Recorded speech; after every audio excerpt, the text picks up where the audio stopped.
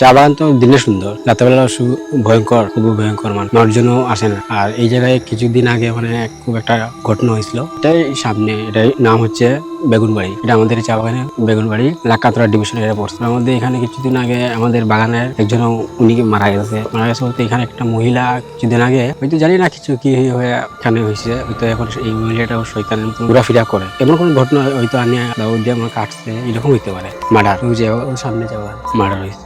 মার্ডারের পরে তো এখান থেকে কিছুদিন আগে লাক্কাতুরা বাগান আছে না, এই লাক্কাতুরা বাগানে আরো কয়েকজন এরকম এখানে এই গাছের তলে মানুষ মারা গেছে। আমরাও এখানে রাতের বেলা মানে যাইতে খুব ভয় পাই। এই সময় কেউ মানুষজন কেউ থাকে না। আগে এরকম এখানে ছিল না, খারাপ ছিল না। এখন মার্ডার হওয়ার পরে এরকম ভয়ানক মানে কোনো দুর্ঘটনা ধরনের ঘটনা খালি ঘট। কিছুদিন আগে আমাদের বাগানের উনি ঘাস কাটতে আসলেন। ঘাস কাটার পরে যেখানে ঘাস কাটছে এখানে মরে গেছে। জহিলে কোনো দাগ আছে, মহিলা তো ধরছে, এগুলা মন করে করছে, যাতায়াতি করছে। ভূত তো আর তো শয়তান তো মানুষ দেখা যায় না, ছায়ের মধ্যে একটা বাতাসের মতন আসার পরে তো আর নাই। 8টা-9টার পরে দেখে গিয়া মানুষজন গিয়া আমরা নিজেই নিয়ে আসলাম, তাই তো শেষ। গোলায় মানে আফরি করছে কিংবা যাতায়াতি করছে, হাতে না গোলায়, এইগুলাই গোলায় টিপে মারছে, ধরছে, ধরার মধ্যে মাইরে গেছে। এরকম আমার দেখা মতন আমি মনে করে বাগান যেদিন কাজ করছি যে 3জন আর একজন বাবু, একজন মানে 4জন বাইক চালানো অবস্থায় বাইক থেকে পইরা মরে গেছে। এখানে একটা বড় একটা গাছ আছে আমাদের, এই গাছ এটা বলে আমরা রেন্টি গাছ বলি। এই রেন্টি গাছের তলে এখানে মারা গেছে। এগুলো আমি জানি। অনেকে আরো আইসি কবিরাজ টিপে দেখাইছি, কিন্তু কোনো তো কাজ হয় না। মার্ডারের পর থেকেই মনে করো এই ঘটনাগুলো আসলে শুরু হয়। এখানে যদি মানুষজন যায় ভাই আর আসবে এই যে সন্ধ্যার পরে, এই যে সময়টা এখন গেলে আর আসতে পারবে, গেলেই মরবে। এখন মানুষজন দিনের বেলা যেতে খুব ভয় পাই। আর রাত হয়তো মনে করে দিনের বেলায় যে 12টা 1টা দিনের দুপুরে সকাল 10টা এখানে যাইতে খুঁজি না। রাস্তা তো যাওয়া মানে খুব অসম্ভব। আমাকে যদি ভাই লাখ টাকাও দিই আমি এখানে যেতে পারবো। ভয়ানক জায়গা। এখানে তো ভাই ভূত আছে, ভূতের মতো তো আপনার দেখা যায় যে নখ দিয়ে আপনাইছে কিংবা তার মারছে না, এটা তো মানুষের দ্বারা কোনো সম্ভব না। মানুষ তো মারলে তো থাকবে শরীরে, দাও দিয়ে কাটলে কিংবা রক্ত ভার হয়, এটা রক্তের মতন না, শরীর হালকা কালো হইব শেষ। এই তো বলে এখানে গেলে এই শয়তানটা মানে মাইরা সবাই সবাই জানে যে এই জায়গাটা তো খুব ভয়ঙ্কর জায়গা, এখান থেকে যাওয়া সন্ধ্যার পর ঠিক না। মানুষের দিন ফেরে তো যাইতে খুঁজে না, মানুষ তো দিনে যায় না, আর রাইতে বেলা কিরকম যাইব ভাই। কবিরাজ তো বড় বড় কবিরাজ আনছে না, এগুলা কবিরাজ এগুলো ডরায়, যাওয়ার মনে কোনো ইয়া নাই, যাইবো তারা। একটা কবিরাজ যেখানে গেছিল এখান তো যে ভাই এখান তো আমার চেয়ে বড়টা আছে, আমি তো এখানে এটা আমাকে মারবে, যে আমি টিকতে পারবো না এখানে। কবিরাজ ভয়ে পালাই, এখানে কবিরাজ যখন ভয়ে পালাইছে আর সাধারণ মানুষ গিয়ে এখানে থাকতে পারবো না। এরকম যে কোনো আত্মহত্যা করলেও কিবা কেউ মান মেরে ফেললেও আমাদের যে হিন্দু ধর্মে যে বলা হয় যে যারা আত্মহত্যা করে কিবা কেউ কাকে খুন করে যে এখানে ফেলে দেবে, এই আত্মাটা এখানে মানে ওই অবস্থিত হয়ে এখানে মানুষ যাইতে ভয় পায়, শক্তিশালী হয়ে যায়। আমরা নিজেও সাধারণ মানুষ যাইতে, আমরা হিন্দু ধর্ম দেখা আছে যে এখানে গেলে যে আত্মহত্যা করে মরলে আমরা কিন্তু বিশ্বাস করি, মার্ডার করলে এটা আমরা বিশ্বাস করি করি এখানে তার আত্মা ঠিক আছে ভয়ানক, কারণ আমরাও যেতে ভয় পাই, কবে যাও ভয় পাই। এখানে তো ভাই কেউ যায়ও না, আর কিন্তু দিনের বেলা মানুষ যেতে ভয় পায়, আর রাত্রির বেলা তো অনেক আরো ভয়ানক। এই জায়গার নাম হচ্ছে বেগুনবাড়ি। জায়গার নাম এখন মানে বর্তমানে সবাই বলে ভূত বাড়ি। এখানে শয়তান আছে, শয়তানের জন্য কেউ মানে ভয়ে যায় না। যখন কাজ করে সবাই একসাথে জড়ো হয়ে থাকে, মানুষজন আমাদের স্বপ্ন জড়ো হয়ে থাকে, কারণ যাতে একসাথে যাবে একসাথে আসবে। একলা গেলে তো ভাই আর এত ফিরে আর আসতে পারবে না। সবাই মিলিতে গেলে ভাই উনি তো ভয় পাবে, অতজন আছে, এটা তার ভাই সময় লাগে। এটা সময় যায়, যেমন মাগরিব বাজারের পরে একটা, আর একটা দিন 12টার সময় এরকম একটা তার সময় থাকে।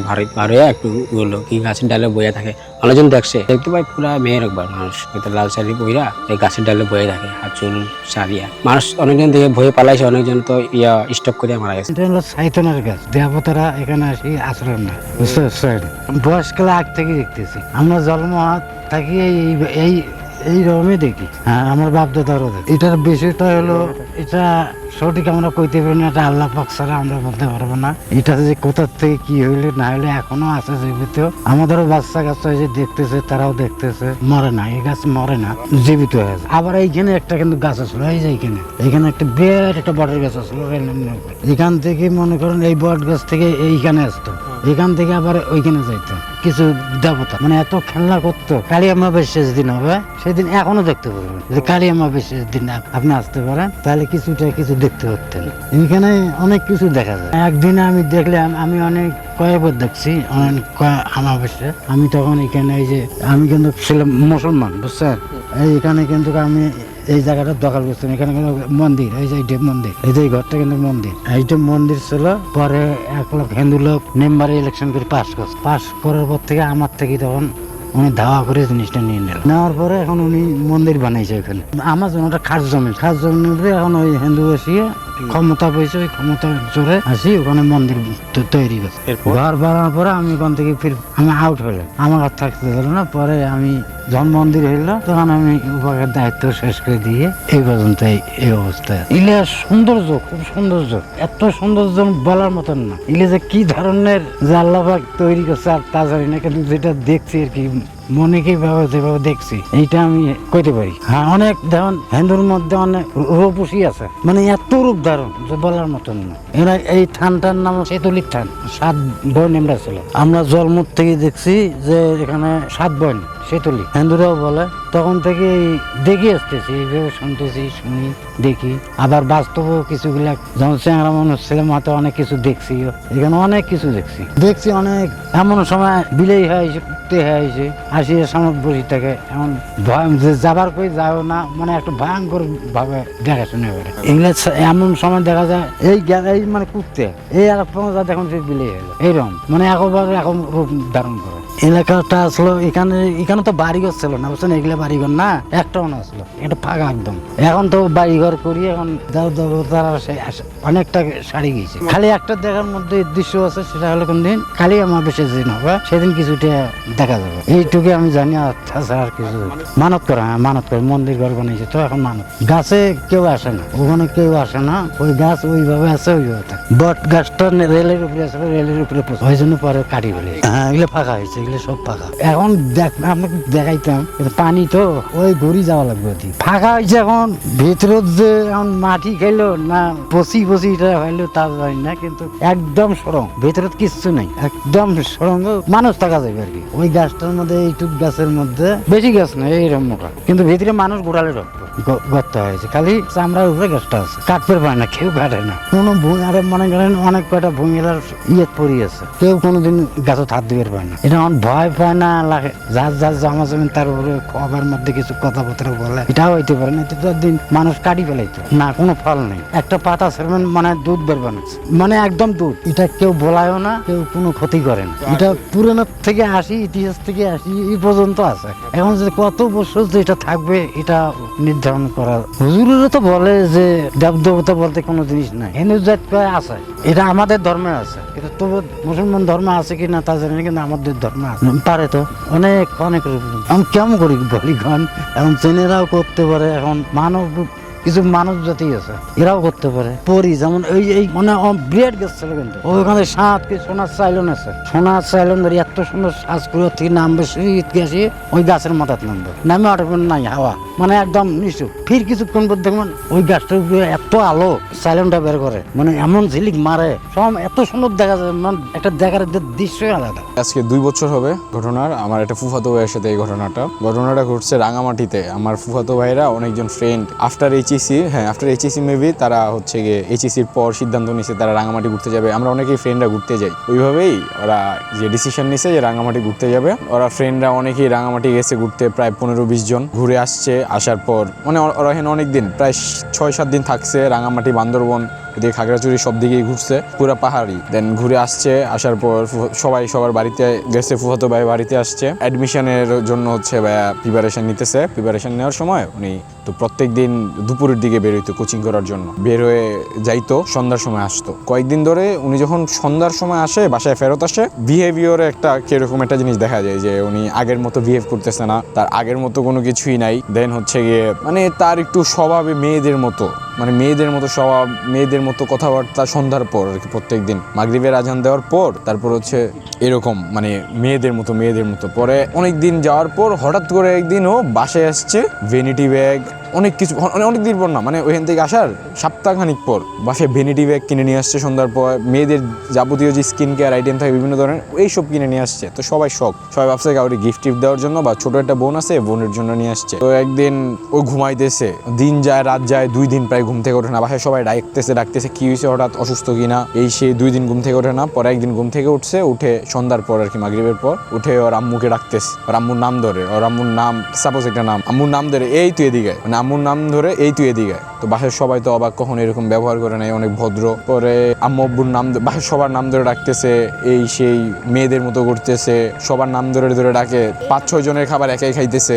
হ্যাঁ, সবাই অনেক হচ্ছে গিয়ে এরকম যে কি হয়েছে ওর টানা। সবাই ভাবছে বান্দরবন থেকে, মানে যে রাঙামাটি বান্দরবন থেকে ঘুরে আসছে, অসুস্থ হয়ে গেছে, এখন জ্বর, 2-1 দিন মানে রেস্ট করতেছে রুমের মধ্যে। সবাই এটা ভাইবা এরকম ছেড়ে দিছে। পরে আম্মুর নাম ধরে ডাকে, আম্মুরে মারতে যায়, এইসব দেখা তো কোনো কিছু ঠিক মনে হইতেছে না। আর হ্যাঁ, সন্ধ্যার পর সারাদিন উনি ঠিকঠাক, সন্ধ্যার পর থেকে ওনার অবস্থা খারাপ হয়ে যেত। উনি মেয়েদের মতো করতো, যা ইচ্ছা করতো, মার সাথে খারাপ ব্যবহার, মারধর করতো, 5 জনের খাবার একাই খেয়ে নিত। এখন ওনাদের পরিবারটা হচ্ছে মানে পড়াশোনা শিক্ষিত পরিবার, ওরা কখনো এইসব জাদু টাদুতে বিশ্বাস করতো না। পরে ডাক্তার দেখাইছে, অনেক ডাক্তার দেখানোর পর কেউ ঠিক করতে পারতেছে না। ওই নিজেও বুঝতেছে না কেন ওর দিনে ডাক্তার কাছে নিয়ে যাওয়া হইতেছে। বাসার সবাই প্রায় ওনার বুঝাইতে পারতেছে না যে ওনার সাথে এরকম কিছু হইতেছে। একদিন রাতে হঠাৎ করে নাকি উনি শাড়ি পরে বেরোইছে রুম থেকে, বেরোয় মার সাথে খারাপ ব্যবহার, বাবা ওরে ধমক দিতেছে, বুঝতেছে না। গাছের মধ্যে যে বসে থাকে বিভিন্ন ধরনের আর কি, সারা রাত ঘরের বাইরে থাকার চেষ্টা করে, মেয়েদের মতো শাড়ি টাড়ি পয়রা, ড্রেস পয়রা, বিভিন্ন ধরনের মানে সাইজা গুইজা রুম থেকে বাইরে বিভিন্ন মতো মারামারি এরকম। পরে বিভিন্ন ধরনের কবিরাজ আনছে, অনেক দূর থেকে একটা অনেক ফেমাস কবিরাজরে নাকি আনছে। আনার পর ওই কবিরাজও ওনারে কিছু করতে পারতেছে না। ওই কবিরাজ ওনারে কইতেছে আপনার সন্তান এমন একটা কিছু করছে যার কারণে ওর উপরে এমন এক তাবিজ করা হয়েছে যে তাবিজ আমার দ্বারা সম্ভব হবে না। পরে ওই কবিরাজের সাথে নাকি যে আর কি জিনটা ভর করাইছে ওর উপর, ওই জিন খারাপ ব্যবহার করছে। পরে অবস্থা খুবই খারাপ। পরে অনেকদিন যাওয়ার পর যে আমার কাজিনের যে ভাই, ওই ফ্রেন্ডরাও জানতে পারছে এরকম কাহিনী, যে বাসার মধ্যে আসার পর থেকে মেয়েদের মতো এরকম করে সন্ধ্যার পর তার কোনো কিছুই ঠিক হইতেছে না। ওনারা পরে জানতে পারছে যে ফ্রেন্ডদের সাথে যে ওই ঘুরে আসার পর থেকে এরকম ঘুরতেছে। পরে ওরা তো ভয় পেয়ে গেছে, ভয় পেয়ে পরে বাসায় আসছে। পরে দেখে ওর অবস্থা, পরে আন্টিদের সাথে, ওর ভাইয়ের সাথে, সবার সাথে শেয়ার করছে যে আমরা যখন রাঙামাটি গেছি রাতে একদিন আমরা বারবিকিউ করব, তখন একটা হচ্ছে গিয়ে কিরকম ওখানের মানুষ আসছে, বুড়া বড় বড় দাড়ি, তো উনি এসে না করছে, কিন্তু আমরা না শুনি নাই।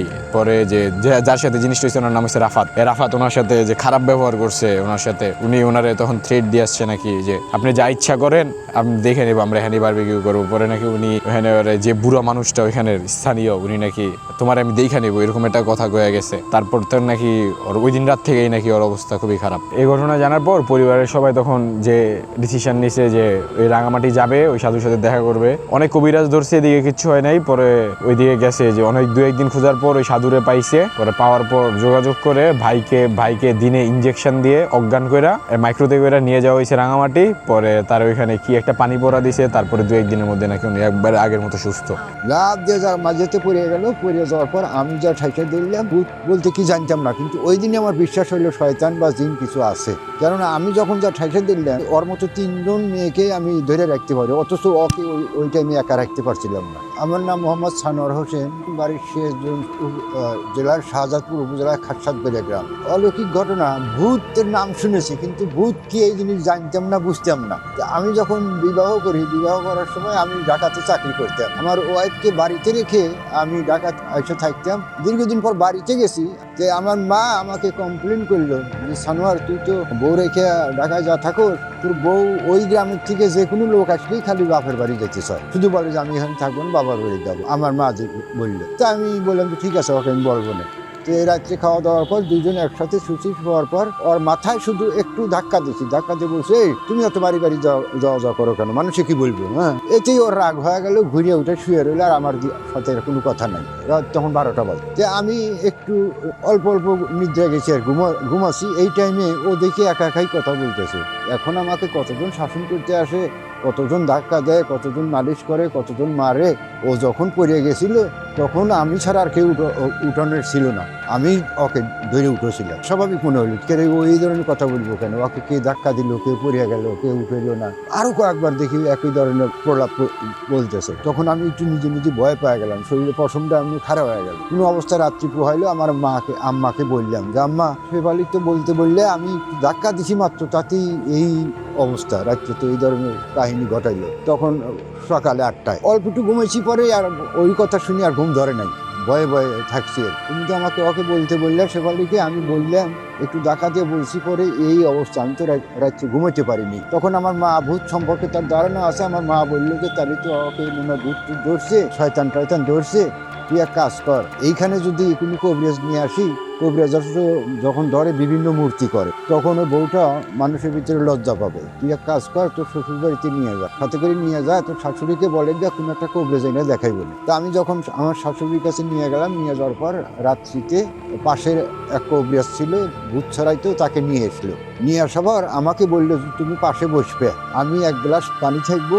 ওই পানিতে ফু দিয়া তোমার কাছে গ্লাসটা দেবো। তুমি যখন পানির ভিতরে 5টা আঙ্গুল ডুবো দিবে, ডুবো দিয়ে ফট করে কথা বলতে আসাও, এই টাইম ওর চোখে ছিটিয়ে দিবে। তো আমি যখন ছিটিয়ে দিলাম, তখন ও লাভ দিয়ে যায় মানে মাঝেতে পড়ে গেল। কবিরাজ আসেই ওখানে, লাভ দিয়ে যা মাঝেতে পড়ে গেল। পড়ে যাওয়ার পর আমি যা ঠাইকে ধরলাম, আমার ভূত বলতে কি জানতাম না, কিন্তু ওই দিনে আমার বিশ্বাস হইলো শয়তান বা জিন কিছু আছে। কেননা আমি যখন যা ঠাইকে ধরলাম, আমি ওর মতো 3জন মেয়েকে আমি ধরে রাখতে পারি, অথচ ওকে ওই টাইমে একা রাখতে পারছিলাম। আমার সুমন্দি পাশে বসা ছিল, মনিরুজ্জামান মানিক, তাকে যখন আমি বলি সেও আসে না।